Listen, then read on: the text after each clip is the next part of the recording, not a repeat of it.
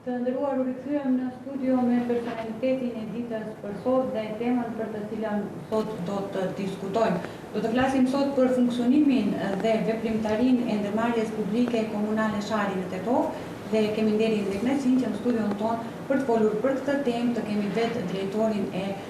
ndërmarrjes publike komunale Shari, zotri Balon Zeqiri. Përshëndetje drejtor dhe mirësenardhje. Përshëndetje dhe mirë se u gjeta. Së pari dua të përshëndes gjithë qytetarët e Tetovës të se të na ndjekin në këtë momente dhe dua t'ju uroj një ditë shumë të mbarë. Faleminderit shumë që kontribuoni dhe një pjesë e emisionit tonë. Fillimisht të flasim për atë se si funksionon ndërmarrja publike komunale Shari në Tetov. Shif, ndërmarrja publike komunale Shari Tetov është një ndërmarrje e cila është krijuar në shkurt të vitit 2020. Është krijuar në shkurt të vitit 2024, pasi siç thjeshtë më para funksiononte bashkë me ndërmarrjen publike komunale Tetov në PK-n, dhe prej në shkurt të vitit 2024 funksionon si ndërmarrje veçmas ndërmarrjeve për ujë dhe kanalizim. Përveç asaj se si funksionon, do me thënë kjo ndërmarrje, të ndalemi pak edhe në atë që në shumë zona të qytetit të Tetovës kohën e fundit, në fakt ka pasur probleme me ujin e pishëm, defekte në ujësjellës, a janë tejkaluar këto probleme? Shif, ne ndërmarrjen e ujësjellësit në Tetov e kena gjetur me shumë probleme, sidomos në krye me ardhjen të kryetarit të komunës zotri Bilal Kasami, por me një iniciativë të madhe dhe një përkushtim të madh kena arritur që t'i kalojmë shumë probleme të cilat kanë qenë shumë më madhore, siç thjeshtë Tetova më para kishte mungesë të ujit dhe kishte restriksione të shpeshta, por kena punuar në këtë drejtim prej ditës në të cilën e ka marrë kryetari mandatin dhe prej ditës në të cilën jam emëruar unë drejtor që gati i bëra një vit e gjys. Në këtë drejtim kena punuar maksimalisht që ta rikthejmë ujin i cili na humbiste, ta rikthejmë për që të furnizojmë gjithë qytetin e Tetovës dhe fal punës dhe angazhimit e cila nuk është punë të cilën e kam realizuar unë vetë, kam gjetur edhe mbështetjen edhe kryetarit, për punën më të madhe janë punëtorët e NPK Sharit të cilët e bëjnë në teren dhe u jam falënderues gjithmonë atyre, pasi ato janë në çdo kohë ndash me shi, ndash me borë, kur është janë në çdo kohë në teren duke i sanuar defektet të cilat na paraqiten, duke i mbajtur rrjetin i cili është një rrjet shumë i vjetruar. Rrjeti i ujësjellësit, siç dihet, është një rrjet gati që ka 40 vite, rrjeti i ri i ujësjellësit kur është bërë në vitin 1985 kur është lështuar për qytetin e Tetovës. Dhe kemi arritur që gjitha këto probleme që t'i sanojmë në kohë, nuk presin më si shpritshin më përpara defektet ka një javë, 2 javë apo me muaj, tani sanojmë brenda ditës nga 2 apo 3 defekte, varësisht si na paraqiten. Megjithatë, kur jemi te çështja e ujit të pishëm, cilët pjesë të qytetit të Tetovës kanë probleme me furnizimin me ujin e pishëm? Për momentin kur kam marrë nga marrja e mandatit si drejtor aty, ku jam mbushtrues detyre faktikisht, kemi pasur shumë probleme në shumë zonat të qytetit, më shumë kena pasur në zonën në lagjen Drenovec, Koltuk dhe lagja 146, por brenda një viti kemi arritur që ta zgjidhim problemin kyç të cilën kena pasur në lagjen Koltuk dhe Drenovec në pjesën e poshtme, pasi kemi edhe një pjesë në pjesën e lartshme lart ku është Drenoveci, aty jena duke punuar në fazën përfundimtare të projektit, që ta zgjidhim edhe aty problemin përfundimtar. Te lagja 146 vetë se dihet më pas 30 viteve është zgjedh aty problemi që ishte me ujin, tani ajo lagje furnizohet me ujë nga burimet e tona. Tani realisht dua që edhe t'ju sqaroj gjithë qytetarëve se vetëm lagja Drenovec, një pjesë e lagjes Drenovec, siç quhet Drenoveci 2, është pa ujë të pishëm. Për momentin nuk mund të furnizohen gjatë gjithë kohës, foli për 24 orë. Ka një pjesë të ditës ku edhe ato furnizohen, por gjatë gjithë kohës nuk ka kapacitet për t'i furnizuar ato, pasi gjenden në një pjesë që është më lart se rezervari i qytetit ku është dhe nuk mund t'i furnizojë deri në atë pjesë, por jena në fazën finale të projektit dhe besoj se edhe atyre shumë shpejt do t'ja zgjedhim problemin e përhershëm. Megjithëse jemi gati në fund të këtij viti, cilat janë prioritetet kryesore të ndërmarrjes publike komunale Shari për këtë vit aktual? Po, për këtë vit më vetë se i kena përfunduar të gjithë, i kena realizuar të gjithë dhe prioritet ka qenë ndrimi i gypit të ujësjellësit të vjetër i cili vjen nga burimet e Sharit, dhe atë është një projekt që ka financuar qeveria dhe e realizon komuna e Tetovës. Është një projekt që ka kushtuar do të kushtoj 1.2 milion euro, do të ndrohet komplet gypi i ujësjellësit prej në kodrat e diellit deri në rezervuarët e qytetit, dhe pastaj do të ndrohet një pjesë e gypit e cila kalon nëpër lagjen Ajo Zhurqin deri në lagjen Qarshie përmesi i thonë, edhe ai gyp do të ndrohet në vitin e ardhshëm dhe besoj se shumë dukshëm do ta përmirësoj ujin dhe kualitetin dhe kapacitetin e ujit në qytetin e Tetovës. Megjithatë, përveç këtyre të arriturave, cilat janë sfidat dhe vështirësitë me cilat po përballeni? Me sfidat dhe vështirësinë përballena çdo ditë në qytet, pasi kena problem me shumicën e qytetit, kena problem edhe me shumë qytetarë se të keqpërdorin realisht ujin dhe duhet që t'i ndjekim këtë raste dhe prej këtu e gjej rastin që t'ju bëj apel edhe gjithë qytetarëve që të kena sa më shumë kujdes se si harxojmë ujin për pije, pasi derisa shohim në për qytet qytetarët se të keqpërdorin për ujitje apo vaditje dhe kena një pjesë të qytetit që nuk kanë ujë për pije, do të gjejmë mirëkuptimin të gjithë këto qytetarë që të mos e keqpërdorin ujin. Kjo është pjesa më sfiduese dhe pjesa tjetër më sfiduese ka qenë rrogat ndaj punëtorëve të NPK-Sharit, të cilët ky fakt më gëzon më shumë, na gëzon gjithë neve, pasi çdo muaj tani më punëtorët më nuk i marrin rrogat, i kanë sigurimet shëndetësore. Ky ka qenë problemi më i madh me të cilën janë përballur punëtorët e NPK-Sharit. Tani më vetë se kanë edhe rritje të rrogave, kanë rroga më të mëdha dhe kjo është një ndër problemet më kryesore që është zgjedhur. Pjesa tjetër ngeret që ta vlerësojnë qytetarët punën të cilën e bëjmë çdo ditë për ta në qytet. Sigurisht. Po menaxhimi është gjithashtu një sfidë tjetër e ndërmarrjes, si arrini ta menaxhoni ndërmarrjen? Deri në këtë moment e kena arritur ta menaxhojmë në mënyrë shumë të mirë, pasi është edhe një ndërmarrje e re, kena marrë pa borxhe, pa rroga të ngecura, e kena marrë nga zero këtë ndërmarrje dhe kena arritur që ta mbajmë në një vit, kena arritur ta mbajmë si me pagesën ndaj punëtorëve, si me realizimin e projekteve të cilat i kena pasur nga kjo ndërmarrje. Shembull, më para siç dihet ujësjellësi nuk ka realizuar asnjë projekt në qytet, ne tani kena investuar vetëm në rrjetin e ujësjellësit gati për një vit, 1 milion euro kena investuar në rrjetin e ujësjellësit. Janë punë të cilat nuk duken, por të cilat ne i kena bërë për ditë në për teren, pasi këtu gati 30 vite nuk është prekur as një gyp më i vogël nuk është ndruar në rrjetin e qytetit. Tani vetë se ne kena filluar dhe i kena marrë gjithë punët nga zero dhe kena arritur që t'i rikthejmë deri diku.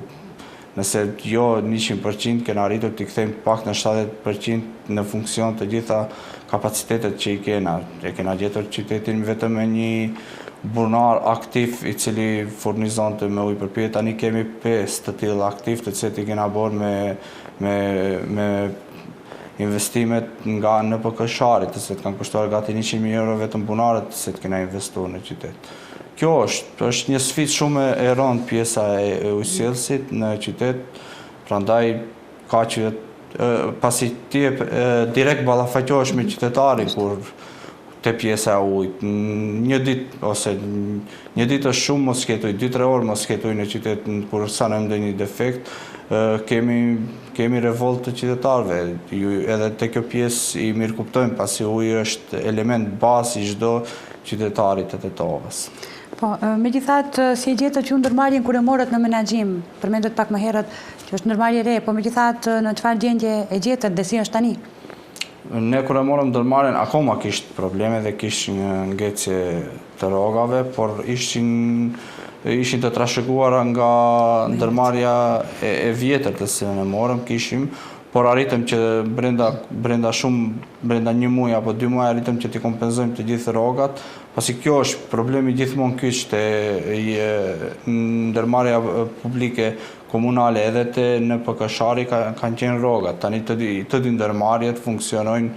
në mënyrë shumë të mirë, pasi rrogat janë ato të cilët kanë qenë bazike dhe jetike për këto ndërmarrje. Ndërsa investimet në rrjet, siç dihet, gjithmonë janë financuar nga Komuna e Tetovës, por tani kemi arritur që t'i rikthejmë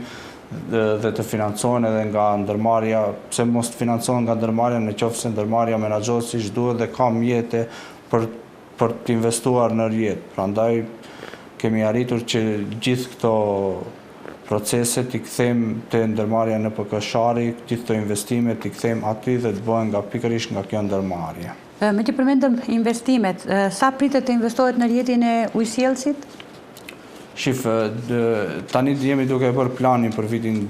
planin financiar për vitin 2026. Siç dihet, projektet e cilat janë në fazën e punimeve është kypi kryesor, i cili është 1.2 milion euro, deri 3 milion euro pritet të investohet vetëm në ujësjellës. Pastaj kemi projektin të cilit e ka fituar Komuna e Tetovës, është një projekt 36 milion euro për kanalizimet fekale dhe atmosferike, i cili do të realizohen 5 filter stacione ku do të mund të filtrojnë të gjithë ujërat fekal dhe atmosferik, dhe kjo është një nga projektet më të mëdha që do të investohet për këtë mandat në Komunën e Tetovës. Në fakt, të kalojmë në një pjesë tjetër shumë të rëndësishme. Pas 30 vitesh u zgjodh problemi me ujin për pije në lagjen 146. Këtë si e komentoni? Lagjet 146 është një lagje ku edhe unë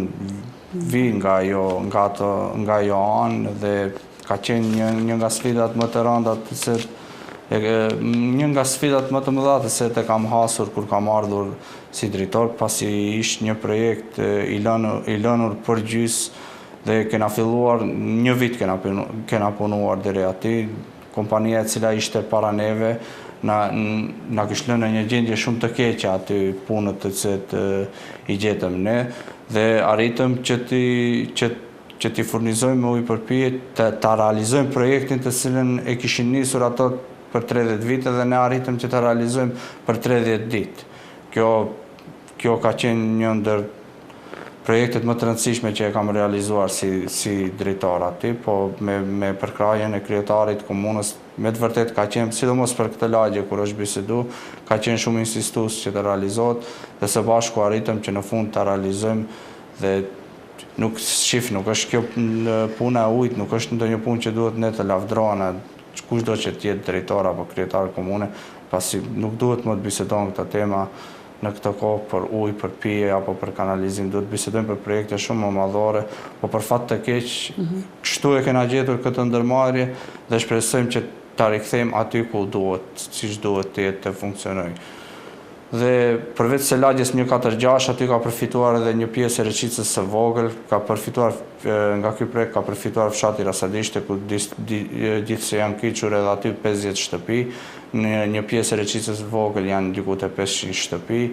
dhe besoj diku deri te 3000 shtëpi do të furnizohen vetëm nga ky projekt që e kena realizuar për lagjen 146, por do të furnizohet e gjithë ajo pjesë e qytetit nga ky projekt. Po projektet e tjera që i keni realizuar brenda një viti, mund t'i përmendim disa për tyre? Një ndër projektet më të rëndësishme ka qenë se e kena zgjedhur problemin me lagjen Kolltuk dhe Drenovece, dhe aty ka qenë një investim jo i vogël, edhe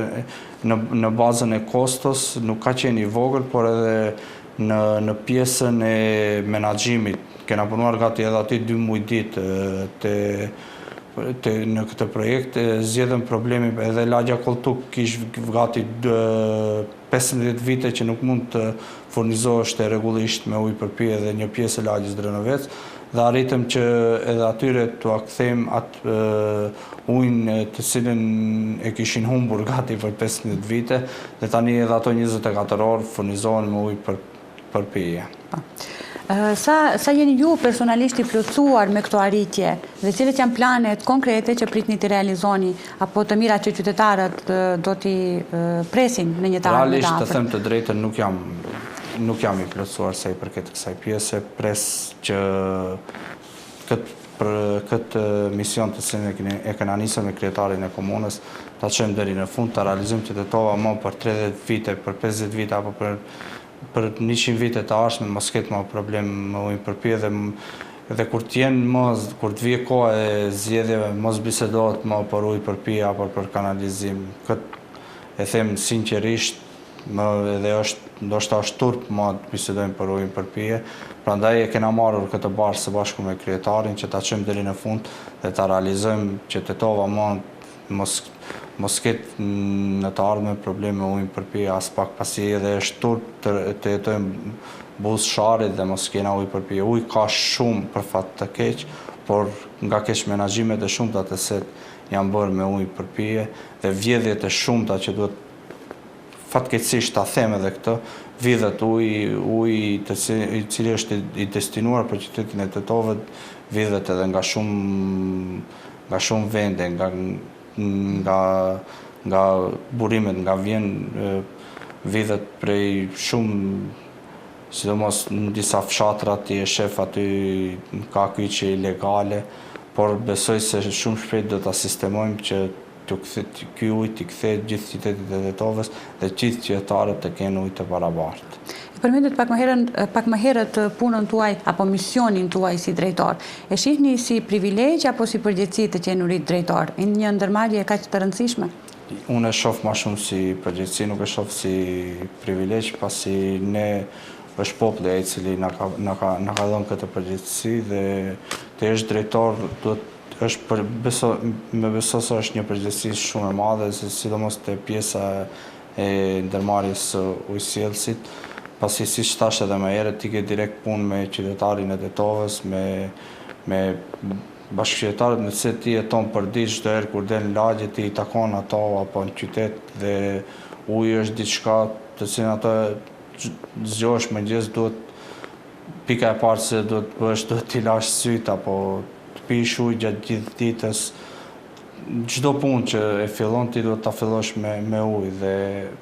besoj është një përgjegjësi shumë e madhe është kjo pjesë dhe nuk do të kisha thënë se e ndjej si privilegj, por e ndjej si përgjegjësi. Po. Megjithatë në këto zgjedhje keni qenë edhe shumë i zënshëm edhe shumë aktiv, sidomos në pjesën që ka të bëjë me të rinjët, shefi shtabit të rinjëve të koalicionit Vlen në Tetovë.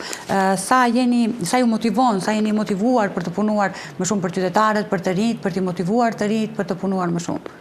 Këtë përgjegjësi e kam marrë më shumë që t'ju jap krah të rinjve tetovar, pasi unë do t'ju them gjithë, do t'ju bëj apel apo thirrje nga këtu gjithë edhe e kam thënë edhe publikisht gjithmonë se të rinjt duhet të përkrahen, të rinjt e këtij vendi që t'ju jepet hapësirë, pasi kanë edhe kapacitete,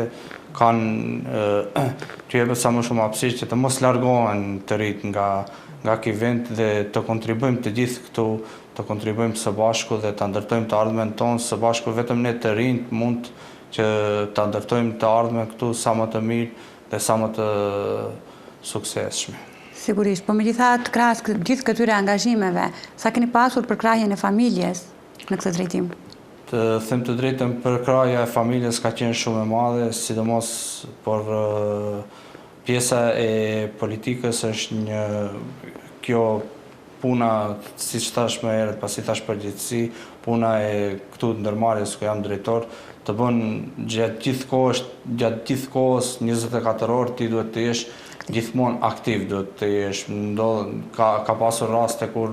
ti zgjohesh brenda natës, ka probleme, ka defekte, ka dhe duhet të paraqitesh në vend që ta shohësh problemin real dhe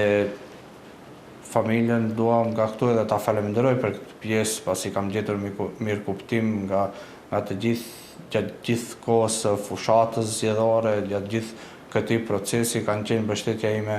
më e madhe kanë qenë.